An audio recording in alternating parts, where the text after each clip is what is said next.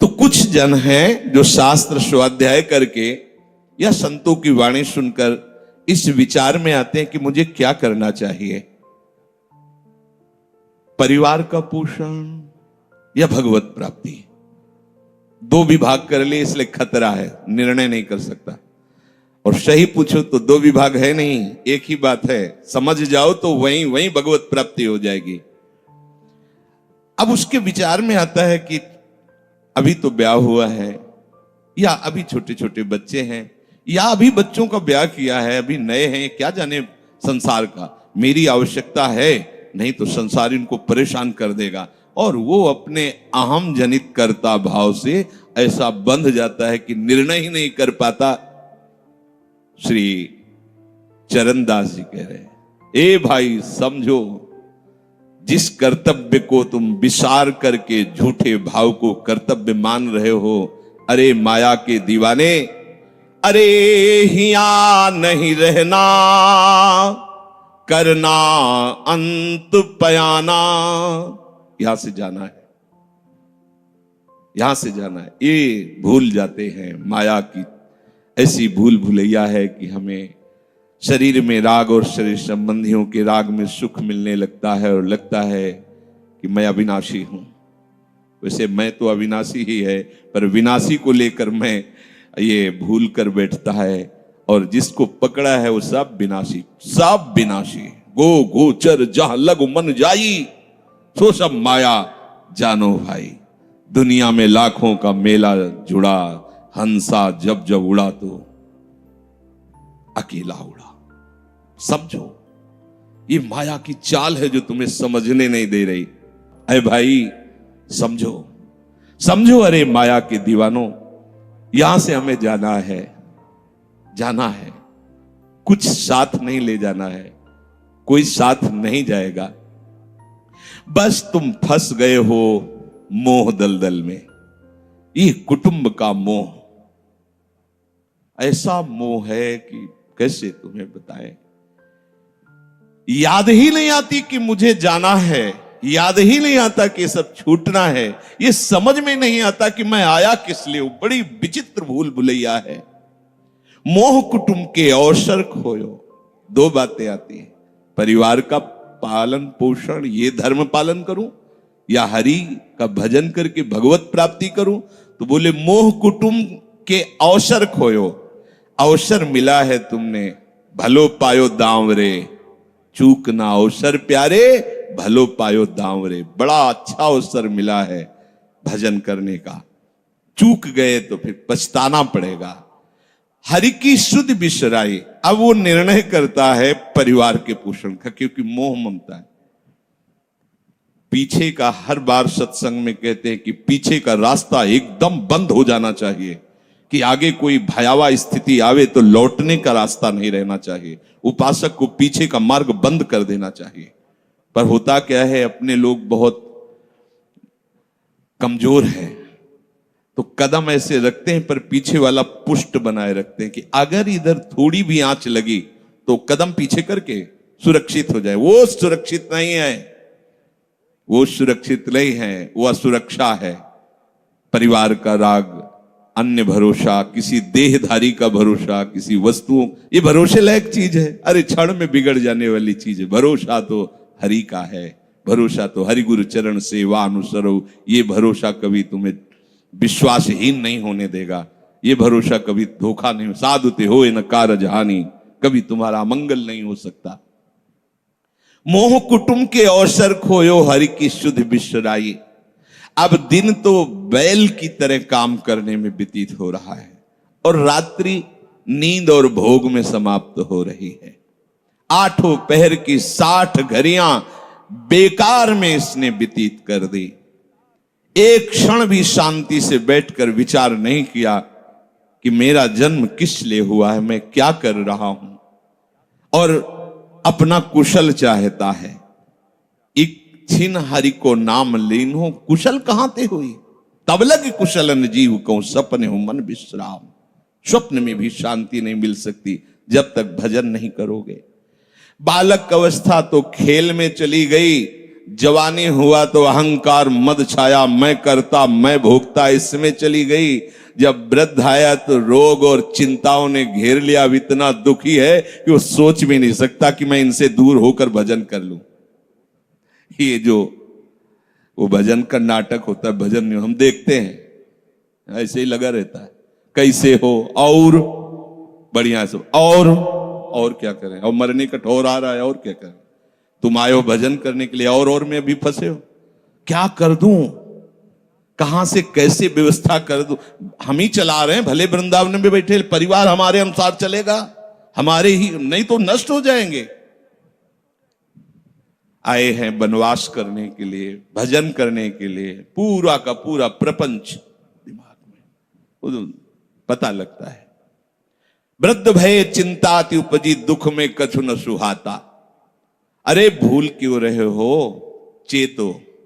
साधु चिताता है जगत को, चेतो। काल रूपी शिकारी धनुष पर विष का बाण चढ़ा चुका है, तुम ठीक निशाने पे हो, होश में हो जाओ। अगर अब कोई तुम्हें निशाने से बचा सकता है तो काल का भी महाकाल हरि बचा सकता है, दूसरा कोई नहीं। आए अचानक बांधे, यम के दूत आकर अचानक बंधन में डाल करके ले जाते हैं। अब वो निर्णय कर रहे हैं, झूठे जग से नेह छोड़कर साचो हरिनाम उचारो। चरणदास सुखदेव कहते हैं अपना भला विचारो, इसी में अपना भला है। तो क्या करें, घर परिवार छोड़कर तुम्हारी तरह बाबा जी बन जाए। बाबा जी बनने से भगवत प्राप्ति नहीं होती।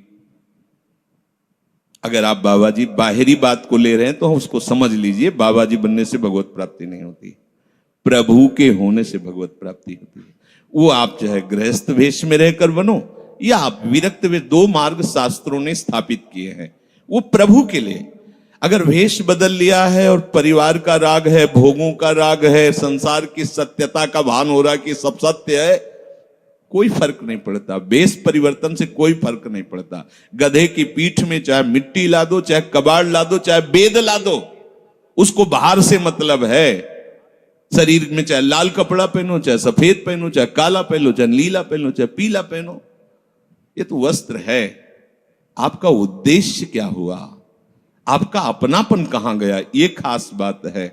कहीं ऐसा नहीं लिखा कि बाबा जी बनने से वो मोक्ष पद प्राप्त, नहीं। जहां संत की बात आएगी वहां लक्षण होंगे, जहां भगवत प्राप्ति की बात आएगी वहां मन का प्रभु में तन्मयता होना, प्रभु में डूबना, प्रभु के चिंतन में मगन होना होगा। वो चाहे गृहस्थ हो चाहे विरक्त हो, दोनों के। एक है कि संसार का व्यवहार पसंद नहीं तो निवृत्ति मार्ग का पथिक बन गया, और एक है कि संसार के व्यवहार को भगवत स्वरूप समझकर, भगवत अर्पित करते हुए अपने को प्रभु का मानकर, प्रभु को अपना मानकर चल रहा है, ठीक वैसे ही भगवत प्राप्ति उसको भी होगी। हम लोग जब सत्संग में बात सुनते हैं तो निर्णय करने के लिए हमारा ही हृदय होता है।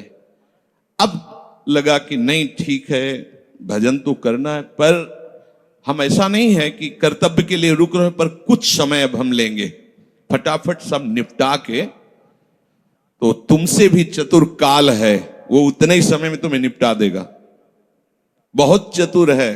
हमने बहुत से लोगों के मुझ से सुना है कि बस ये काम हो जाए हम आए, आज तक वो लौट के नहीं आ पाए, क्योंकि वो गली ऐसी है, क्या है, बहुत दलदल है आगे। जो गया ना मोह कलिल में डूबा, अब निकल पाना बड़ा मुश्किल है। सत्संग में इतना सामर्थ्य है कि अभी आप सुन रहे हो, अभी आपको ऐसे सब ऐसे लगेगा, ऐसे ऐसे निकल जाएंगे, और गेट के बाहर होइएगा, वो हवा लगने दीजिए, तब लगे कैसे निकले। ऐसी प्रचंड माया है। इसीलिए तन ही राख सत्संग में तो मन ही प्रेम रस भेयो, तब मन प्रेम रस में बराबर सत्संग होता रहे, बराबर साधु संग मिले। ऐ साधु, ये तमाशा है, तमाशा बस 2 घड़ी का तमाशा है। यहां जितने इकट्ठे हुए हो ये सब मिल नहीं सकते। माता पिता भाई बंधु सब बिछुड़ते चले जा रहे हैं। जो ही आकर सब इकट्ठे मिले हो, ये कभी इकट्ठे नहीं रह सकते। ये कुछ समय का है। संतों ने इसे 2 घड़ी का ऐसे ऐसे व्यतीत हुआ। हम लोग परिवार को अपना मैं मानकर, मेरा मानकर के जो पोषित कर रहे हैं, वो कुछ समय के लिए है। जैसे नाव नदी के ऊपर बाट बटाऊ आए, मिल मिल जुदे होए पल माही आप को जावे। जैसे नदी पार करने के लिए 50 लोग इकट्ठे हुए नाव में बैठे, नाव किनारे पहुंचे, सब अपने अपने मार्ग को चले जाते हैं, कोई किसी का साथ नहीं देता है। ऐसे ही मृत्यु का समय आया, चला आप कितना भी प्यार करो, वो लौट के आपसे पूछने के लिए नहीं आएगा आप कैसे हो, या आपने कितना भी सबके लिए किया है, मोह से युक्त होकर अपना जीवन, विशेष जीवन आपने दे दिया, लेकिन आपकी क्या दुर्गति होगी किसी को कोई परवाह नहीं है। फूंक ताप के 10-5 दिन में वो जो दिन क्रिया हुई, इसके बाद सब मौज मस्ती में होते हैं। कोई तुम्हारा चिंतन, कोई तुम्हारा नाम नहीं लेगा, कोई तुम्हारे लिए आंसू नहीं बहाएगा। वो अगर कोई रोता है तो हमने सुना है कैसे रोता है। आज तक हमने जो कहा वही इन्होंने पूरा किया, मतलब अपनी कामनाओं की पूर्ति के लिए रोता है। अब कौन हमारी बात सुनेगा? तुम कितना हमें चाहते थे, कोई नहीं उतना चाहता। क्या कह के रो रहा है? क्या कह के रो रहा है? अपनी कामनाओं की, स्वार्थ की पूर्ति के लिए रो रहा है, तुम्हारे लिए नहीं रो रहा। वो ये भगवान का बगीचा है संसार, रंग बिरंगे फूल हैं, कुछ तो कली ही मुरझाकर नष्ट हो जाती है, कुछ फूल खिलकर नष्ट हो जाते हैं, कुछ में ऐसी सुगंध आती, थोड़ा सुगंध फैलती, वो भी नष्ट हो जाते हैं। ये बगीचा केवल देखने में सुहावना लगता है बड़ा भयावना। इसमें मृत्यु का तांडव हो रहा है। आप देखो, प्रतिपल मृत्यु भयावा, पर कैसी माया है। सामने वाला पतिंगा जला, फिर भी वो जाके उसी में जलता है। ऐसे फूंक के आ रहे हैं एक को, और उनको ये वैराग्य नहीं हो रहा कि मेरे शरीर की भी यही दशा होनी, मुझे कुछ कर लेना चाहिए, ऐसी कुछ कर लेना चाहिए जिससे हम कालातीत अवस्था को प्राप्त हो जाए। क्यों नहीं कर पाता?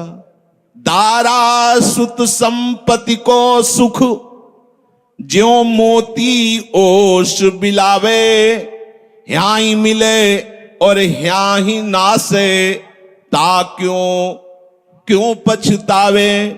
अरे भाई, ये पुत्र परिवार का मिलन और ये सुख ऐसा है जैसे पत्ते में ओस की बूंद, कितने सेकंड में ढल जाएगी कुछ पता नहीं। ऐसे ही ये है।